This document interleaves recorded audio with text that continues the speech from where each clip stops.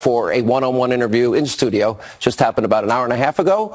Now, we were supposed to air tonight an interview with the Ohio Congressman Jim Jordan. He announced today he's running for Speaker of the House. That interview will now air tomorrow.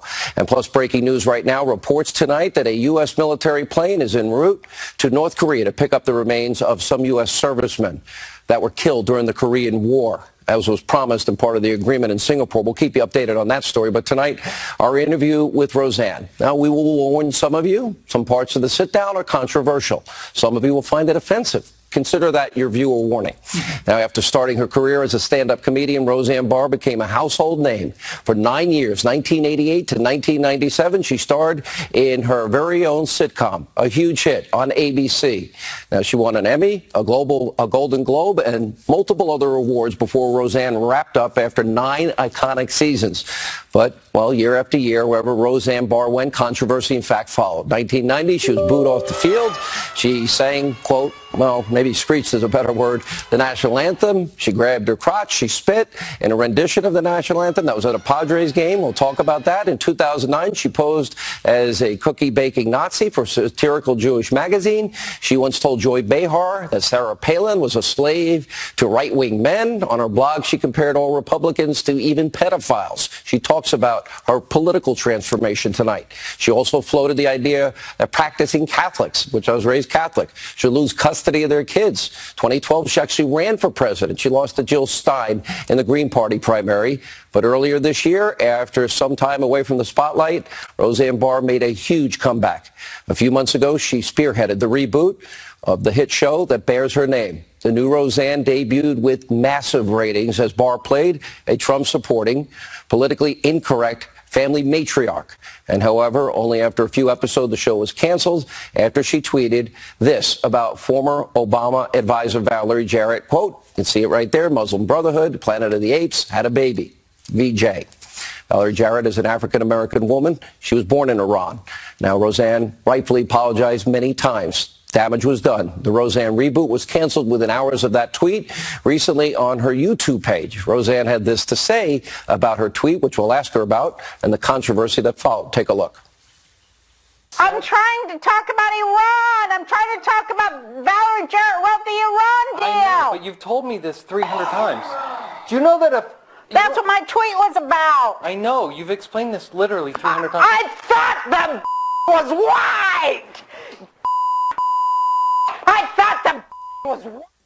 So such a short time ago, I sat down with Roseanne for her very first national TV interview since her show was canceled. We begin with part 1. All right, joining us now, she really needs no introduction. Roseanne Barr is with us. Roseanne, thanks for coming. Good to see you. Thanks for having me, Sean.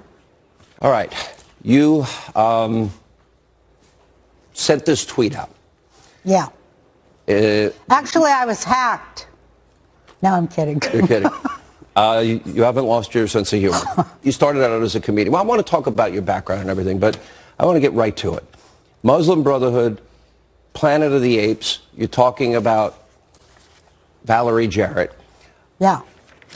And obviously, you can't. What were you thinking when you said that? I know you said people shouldn't defend you. Oh, I just didn't want to get into the whole game of it. That is a political tweet. And, you know, I've been on Twitter for a long time, and I'm always, let's put it this way. I walked away in 2012 when I ran for president of the Socialist Party. And I saw for myself that it wasn't where my values were at, after all. And I began to read more and expand the little tiny bit of sanctioned news that I used to read. Instead, I started reading alternate opinions. I learned more, and so I corrected myself. And now I live, and I told ABC this at the beginning, I will always defend Israel, because I'm a Jew, and I also have family that lives there. In Israel? Yeah.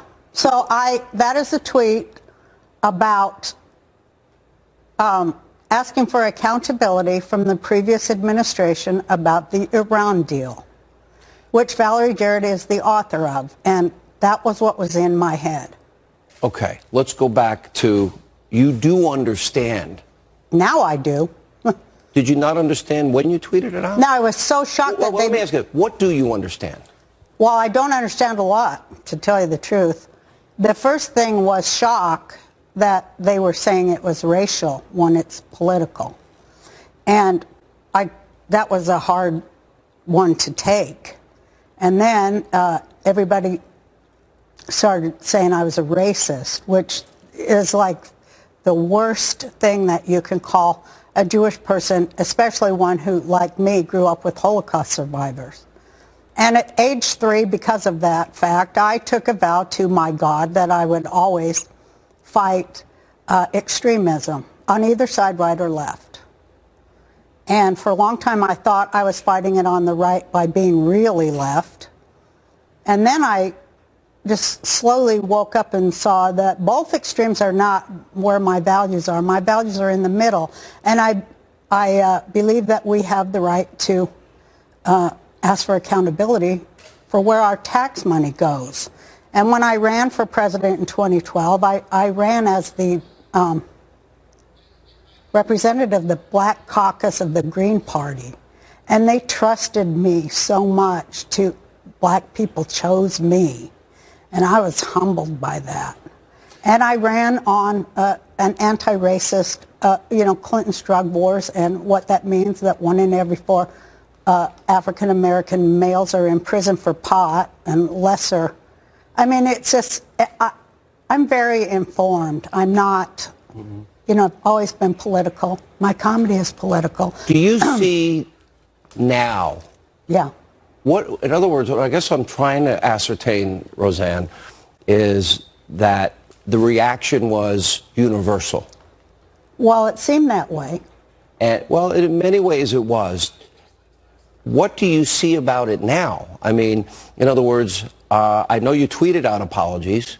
Yeah, this is an opportunity to really talk to people. Well, I've apologized a lot. It's been 2 months, and I feel that I have apologized and explained and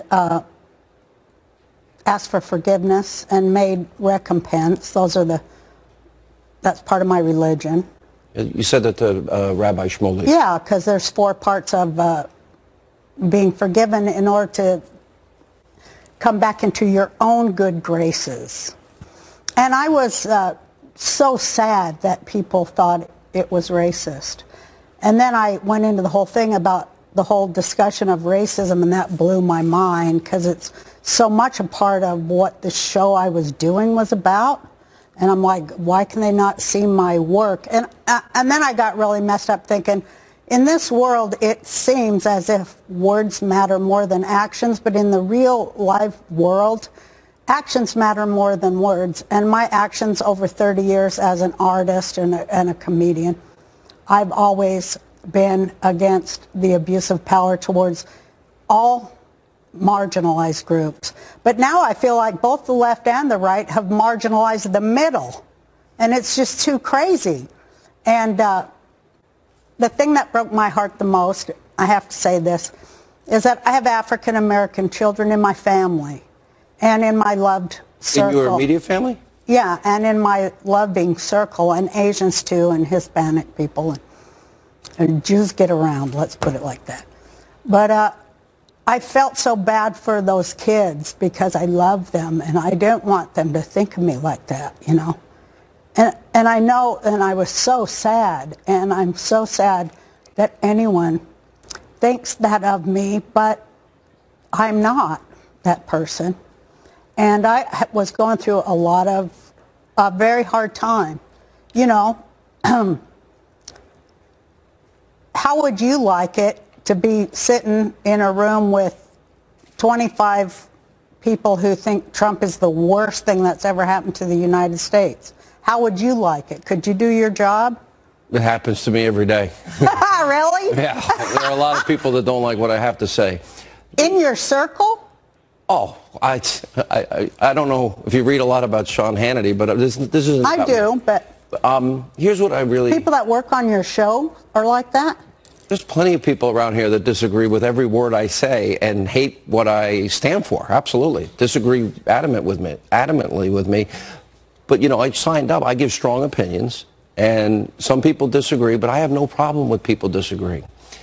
Here's what I don't either, but that's what upset me so badly, because I like to hear all sides. That's how I form a story. Oh, I have a whole list of stuff you said about Republicans and Catholics, of which, you know, both. I've said it about everybody. Listen, I hate everyone equally. But obviously you're kidding. No, but everybody deserves to be joked about. Here's what I want to get to the bottom. Anybody who's in any kind of position of power deserves to have a joke about them. And if they can't laugh at themselves, then that means something. If you can't laugh at yourself first before you start laughing at everybody else, that means something. Isn't that how you started your career? By the domestic goddess? Yeah. And you poke a lot of fun at yourself? I tell more jokes about myself than I do anybody else, because to me, comedy is very personal. That's what makes it funny. That's what made people like the Roseanne show, because they saw themselves in, or had an aunt, or their mom or their sister. Somebody in their family was, a loud, outspoken woman who loved her family.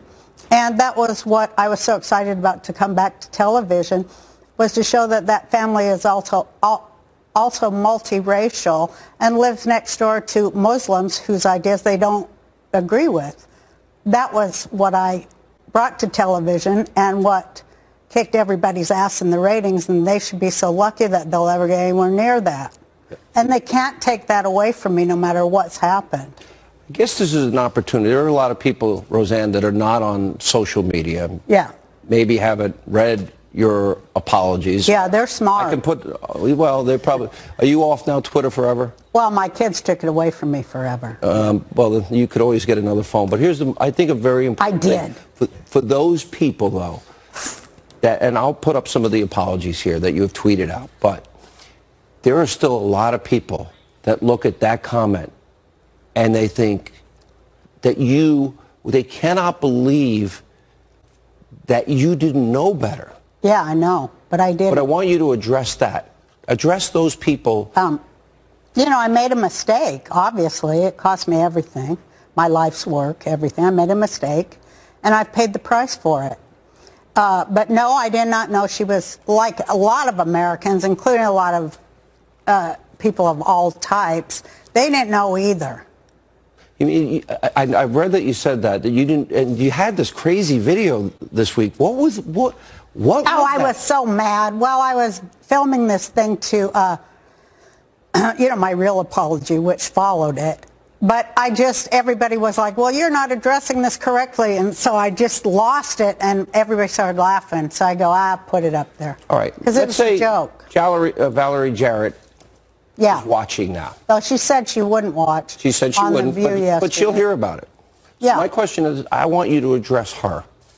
Because she was, and maybe not just her, but maybe people in the community that are so outraged about it. I want you to address them from your heart and tell them. Here's what I have to say. Let's talk about it. Let's really turn this into a teachable moment.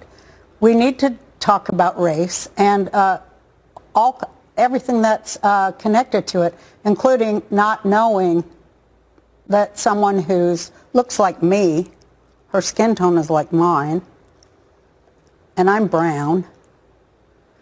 I didn't know she was African American. I assumed because she was, from Iran and lived in Iran for such a long time, and writes about how she and Barack Obama hung out for a long time, and the reason they were so tight and such friends is because they don't like the idea of American exceptionalism. They like that, every country has its own culture and we should respect them and this and that. Okay, that's kind of a globalist way of thinking, but I'm like, I can talk to people like that. But I don't think a state that kills gays and, stones rape victims, and is a brutal, where people don't even have drinking water and they have no rights, women have no rights. I don't think that is like America. America's not like that. America is a place where I, a loudmouthed, old, gorgeous Jewish woman, comedian, am allowed freedom of speech. Is this the freedom of speech you wanted to use? Well, of course I look back and go, come on, Sean, get real. I mean, it cost me everything. No, I wish I had worded it better. But I'm not going to let them tell me what I meant. And that's what makes me so mad, because I know myself and I will speak for myself. And I won't have, you know, any people who don't share my culture tell me what I meant. And, you know, they've called me racist on the left for a long time, ever since I said the Jewish people have a right to live in their ancestral homeland. That's racism to them, to the far left, of which I used to be one of. But I don't want to be one of few. I want to be one of many, because I like the whole thing about America, that this is where we have a melting pot and we speak to each other and we unite and we get common things such as, where in the hell did our tax money go? I mean, where did it go? And how can a president just ship pallets of cash to another country without that going through Congress? You didn't say this in the beginning. You didn't say this was about Iran. I did too. I'm on there every damn day talking about Iran for 10 years. This particular comment about... Well, are you going to take one comment out of a conversation? I'm not arguing with you. I'm trying to give you a chance. No, I'm just saying, but that is what they did. And this was a continuing conversation about the rights of people in Iran to throw off their overlords. I guess what I'm listening to you is, like I said, if you talk to Valerie Jarrett directly. I would say this, Valerie, let's discuss this. Don't assume that you know what I meant, because I think you don't know what I meant, and I would like to make it clearer to you what I did mean. And I would like to find a way past all that to really discuss the issue at hand and to try to find common ground between us. Would you want to say sorry to her directly? Would you like to talk Well, to her? I have already. Have you talked to her? You haven't talked to her? No, I haven't called her, because I was like thinking what would be the right thing to say. To call her? Yeah. You think I'm afraid she'd start screaming and throw the phone down. Well, if I had her number and I handed her the phone to you right now, what was the first thing you'd say to her? Well, do you? You want to do it? No, I'm asking because maybe... I'll call her if anybody's got her number. Anyone got her number? No, nobody. But if you did, call her. And I think it's the important thing. You're saying you want to talk about issues, and this is a bigger picture at a teachable moment. I would think the first thing you'd want to do, if it was me, I would want to say, I want her to hear my voice say, I am so sorry. And I know you've tweeted it, and I know you said it, but now that you have a very different perspective on the comments, I would assume you'd want to start there. Well, I already have said I'm sorry for 2 months. No, I know that, but you'd want to say it directly to her is what I'm asking. Oh, yeah. If she was on the phone or something, you mean? Yeah. Yeah, well, she's not. But if she's watching, I'm so sorry that you thought I was racist and that you thought that my tweet was racist, because it wasn't. It was political. And I'm sorry for the misunderstanding that caused my ill-worded tweet. And, you know, I'm sorry that you feel harmed and hurt. I never meant that. And for that, I apologize. I never meant to hurt anybody or say anything negative about an entire race of people, which I think 30 years of my work can attest to. Let me go beyond that and just talk about... Plus, I tell her she's got to get a new haircut. I mean, seriously, she needs a new haircut. People say that about me all the time, so I'm surprised. I would imagine you'd say that about me. Yeah, I would. You think so? A little bit, yeah. Yeah, anything particular because I think your part, it needs to go over more towards this side. The part seems like it's in the middle too much. Let me ask this. This also impacted, and I know that you tweeted out, there was the whole... This was the biggest, I actually have the numbers, I think after they watched with DVR viewing, 27 million people. I mean, this is not... Yeah, and of course I want to apologize to all of them too and say, you know, you've heard my explanation the first part of this show, and I hope you'll try to understand me and accept my apologies for the part in this big misunderstanding. Let me ask you, you also did it at like 2:30 in the morning? Yeah. You were on Ambien? Yeah. Were you drinking? Yeah, I told you that. It was Memorial Day. I had 2 beers. Just 2? Yeah. Okay. Do you take Ambien a lot? I can't drink. Do you take 2 beers? And there's a whole other There was a whole lot of other physical things going on in my life, too. Now, do you want me to talk about that? Well, I've actually... I actually have read it a lot here. about... Yeah, I just saw what you did. Okay. I've read a lot about you, and it's actually... I didn't know all of this. Oh. You have said in the past, you said once to Larry King that you suffer from multiple personality disorder. Well, I don't suffer from it anymore. You don't. I enjoy it. You enjoy multiple personality. Now. Okay. And you said that, well, you just do crazy things and you don't really know you do or don't want to do. Well, Does that still happen in your life? No. Or? Well, I guess it does if you're drunk. You called it, do you get drunk a lot? Do you have a substance No, abuse? No. You also once said... I'd love to develop it, though. You'd love to develop as an alcoholic? Drinking, You like drinking. You wish you could drink. You just said you can't drink. I know. I have no tolerance. I take 3 kinds of antidepressants every day. Yeah. No, 2 kinds now. 2 kinds. One's a blood pressure pill, so that's 3. Okay. I take an antidepressant and a blood pressure pill, and then I take some more antidepressants. Then I read in the Seattle Times when you were out promoting your book, this is in 1994, your father abused you sexually. Well, that I'm Your not. mother psychologically, that you would cover yourself in ketchup, lie on the floor, play dead until little Roseanne cried because of allegations your parents would deny they... No, that's wrong.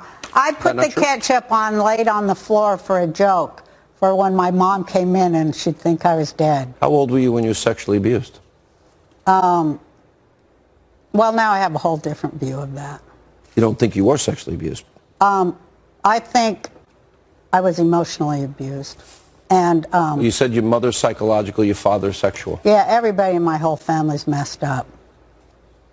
Do you think you really, serious question, because you've said in multiple interviews that you had multiple personality disorder. Yeah. So I guess the question then is, do you think that any of this plays into, like, I have some, you've had crazy moments. Let's just be honest. We'll call it what it is. Well, you shouldn't call a mental health patient crazy. Okay, you've had some very... In fact, that's one funny thing that Tom Arnold said. Never call a crazy person crazy. Crazy? Oh. And that's an interesting But I have story. mental health issues. Yeah. How are you... How bad have this gotten for you with that? Terrible. How bad? Tell people. As bad as it gets. You ever institutionalized? Honey, that's like going to the beach for me. Seriously, I've been hospitalized a lot. Yeah, several times. Yes. Do you think, in a lot of ways, I love comedians. I've watched everyone from Richard Pryor. I watched Chris Rock. I watched every stand-up comedian. I watched you and everybody. And it seems, and I might be way off base saying this, and if I am, tell me, that the creative You're genius... way off base. Thank you. No, okay. The creative genius for comedians, it's like their blessing is their curse. It's like they have this ability to be funny, but... And being a creative genius. No, I'm serious. No, but I know I am. But anyway, no, but I am. No, you're a domestic goddess. Yeah. Understood. That part of your psyche or brain is really close to the madness. They're very close. When we come back, Roseanne opens up very emotionally, honestly, about her struggles with mental illness and more about this controversy as we continue. All right, more of my exclusive interview with Roseanne Barr. Do you think there are other people inside you with multiple personalities that actually speak and you don't even recognize it? No, not anymore. I'm fully How long integrated. Is that? You're fully integrated? I fully integrated, and I was fully integrated at Stanford University about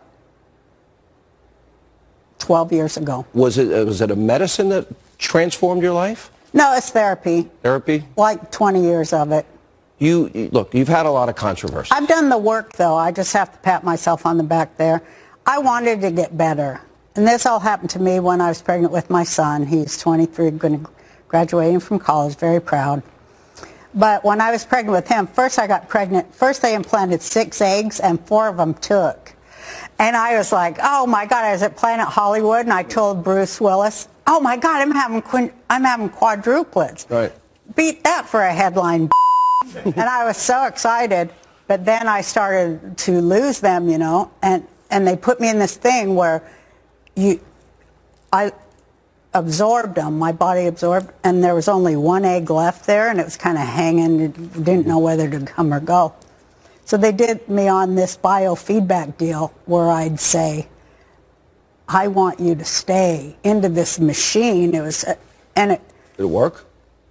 Yeah, it worked, but the deep spiritual thing of that, it started to heal all the parts of me that were crazy and out of control. I noticed because I learned to focus and I learned to meditate, and that helped me a lot with therapy. You were very and medication. And medication, and you said and you really embraced. And your I had a Jewish great faith. shrink.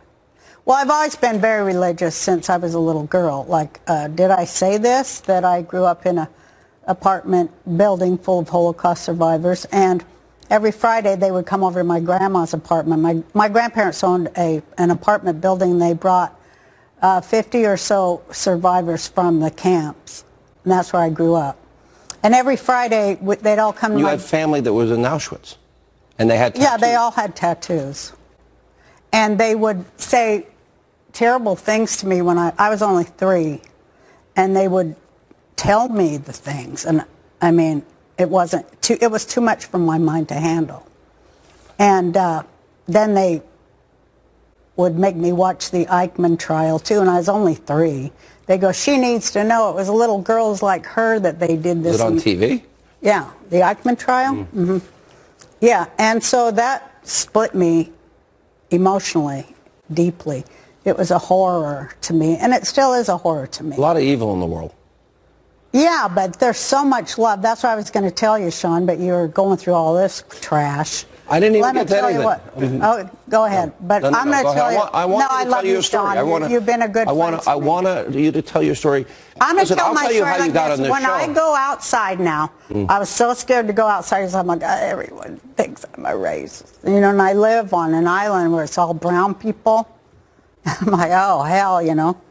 My daughter says every day people come in and they're like, we know who your mom is, and all these things like that. No, I go out on the street and people just rush up to me to tell me they love me and they don't think, you know, what happened was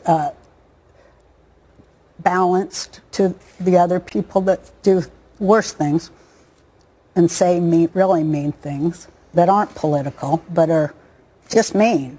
And I'll tell you, it blew my mind because I'm like, man, I've never felt this kind of love from people.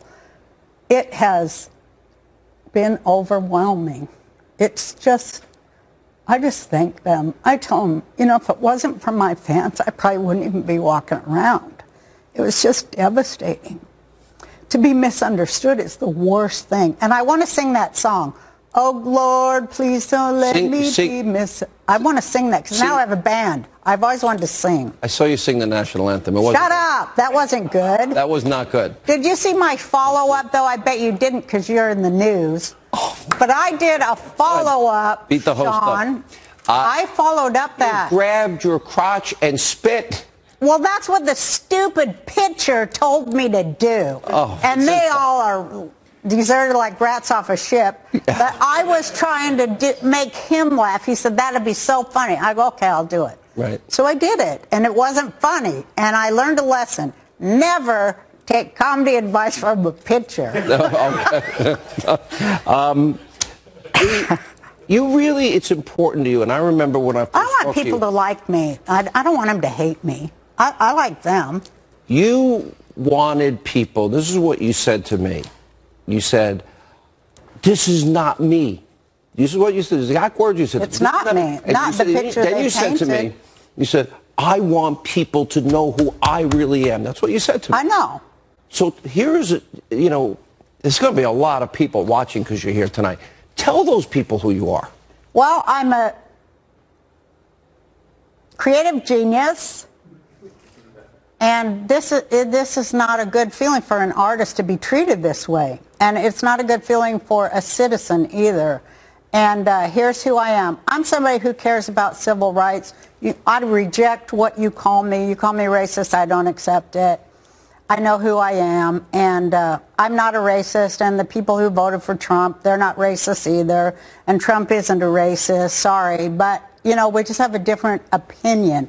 We all want the same thing, though. We want people in the inner cities that are living in feces, and I'm talking about my son goes to school in San Francisco. I go up there. I don't just blab and run my mouth. I live my beliefs. I want people to know that. I live my beliefs. I try, and of course I fail, but I try. I get back up and try again. I don't want to interrupt you every second because I want you to speak in your own words, but yeah, listen, PC is sickening. It is. It's not American. You said I live around brown people. Like, for example, would you not say, why not say African American people? Or I live around African American people too. Yeah. I live in a real neighborhood. I don't live behind gates with bodyguards. I live in a real neighborhood of working people. I chose to do that. I was going to ask you about all these other past controversies, but you know what? I've made a lot of mistakes. I live my life out loud. I do it. When things are going too far right, I'm going to go a little left. And when things are going too far left, I'm going to go a little right. Because I will like balance in the middle. I like middle America. I like the middle way. I like the middle class. I like the middle opinion that balances two extremes. Most people in America, I think like that. You know, it's funny because a lot of people, I think a lot of people misunderstand what motivates me. And what motivates me in this 2016 presidential election, for me, was about what we call the forgotten men and the forgotten women. You know, a lot of people don't know, and I've told some people that watch the show regularly know, I was a paper boy at 8, dishwasher at 12, cook, busboy, waiter, bartender. I painted houses, I hung wallpaper, laid tile, framed, fell off a roof 3 stories doing roofing. That was decades of my life. And I never thought I'd be in this position. I'm very thankful for it every day. But those people, we had at the end of 8 years of Obama, 13 million more Americans on food stamps and 8 million more in poverty and the worst recovery since the 40s and a 51-year low home ownership rate. And he doubled the national debt and accumulated more debt than every other president before him combined. So it's not politics because Republicans are weak. They are pathetically feckless, weak, and spineless. Well, I don't know. A lot of them. A lot of them are because there's only one party. Come on. They all golf together. They're not like on other sides. They're pocketing public money. There are a few good people, not a lot. Look, they're all taking the money. Every side, both sides, every place, they're taking the money. It's a swamp. Washington, D.C. is a sewer. There's no doubt about it. But that's our money. That's the people's money. And Roseanne talks about Donald Trump and so much more as we continue. Now, to be the first to find out more. And more of my exclusive interview with Roseanne Barr. Look at you, and I look at your success. I mean, 9 years as, you know, a top hit show, and then to come back in this environment where there's cable and Hulu and Netflix and everything else in that environment, and you get this massive audience. And tell the story when this all went down with ABC. Which story? Which part? When they first called you, they had asked you, first of all, to get rid of your Twitter account. Yeah, but I said to them in the beginning, I'm never going to stop defending Israel and the Jewish people. Right. Because that's me. I was raised that way, and that's how I learned, and it's very important to me. It's central to my life. Mm-hmm. So they said, okay. So anyway, I did what I did, and then they called me, and they said, what possible excuse can you have for this unforgivable and egregious tweet? And I said, what do you mean exactly? You didn't know? No. You could knock me over a feather when they said she was African American. My boyfriend saw it. I was like, what? I thought she was Middle Eastern. Anyway, well, because, you know, But is it wrong to say everyone's, any comparison to... Compared to what? People, they've lied about my tweet from day one. Yeah. They said, she says she looks like, I never use the words looks like. You don't use politically correct terms. Like I heard you earlier in this... I'm not going to either because it's sickening. What do you want, now that ABC has gotten rid of it, and America's going to hear you tonight, what is the future for Roseanne Barr? What do you want to have happen? For example, ABC is now kickstarting basically the Roseanne Barr show. Well, I walked away from that show. I just want to tell you this. Yeah. I walked away from that show despite the fact that I had a contract which protected me from if I got in trouble with tweets. Mm-hmm. It said that in your contract? Yes. And they didn't pay you? Well, we can't talk about that, but I was allowed under my contract to have 24 hours to correct any mistake. And I asked them to let me go on The View and their other shows and explain and correct that I didn't say what they were putting out there. And, you know, they said, no, you can't till the contract's ready, and that took weeks. Right. But anyway, I walked away. You felt bad about your staff. I did see that. I didn't want to cause anybody to lose their jobs. I'm for working people. And that one really stuck, and I was like, well, I'm not, I could fight this, because they didn't give me the notice or the chance to correct. But I'm like, no, it's going to be part of the repentance. I'm going to just walk away. I want to ask you about that. You signed off on this reboot without you. What is it called? The Connors? Uh-huh, I think. Did you have to sign off on that to allow the people to work? Yes. You did? Yes. You were glad to do it? Well, I thought it was part of the, you know, what was put before me to do. And you also... I think God gives, what God puts before me, I do. I don't anymore try to argue or win. I just do what's in front of me. Part of this to you is you said you want to make amends towards, I think it's recompense. Yeah, you have to give That's part money. of your faith. So recompense to you over money this is the action you take in the physical world to make something better. Explain that, though. Recompense in this case is what? Well, I can't say that because it's secret. You're not supposed to tell people what you do. Just give us a hint. Well, I gave... Just so people know. I think people should know. Well, I told Shmuley. But, you know, I gave to several things. African-American things, yeah, which I do anyway, but I gave a little bit more. And colleges. And to help people. Yeah, because I've helped a lot of people go to college. And they can't get a damn job, and they're in debt, so they're not really grateful for me to do that. But I also have you know, I wanted to go to the poorest place in America and see how I could help there. Because, you know, the poorest place in America, the poorest place in the richest country on earth, let's put it that way. And I have 4 years tried to help families there. And that's Pine Ridge Indian Reservation and Rosebud Indian Reservation. And I kind of have, you know, I just expand my family. And when I love people, I take them in as, you know, I include them in my circle. Because family's not just about blood, it's about soul, you know? I still don't understand. Did you adopt African-American children in your family? You said you have in your family. Oh, no, I do. I have a dear friend whose son is my godson, and they're African-American. And, man, it was hard, you know? He called me right away. What did he say? He said, I love you no matter what you do.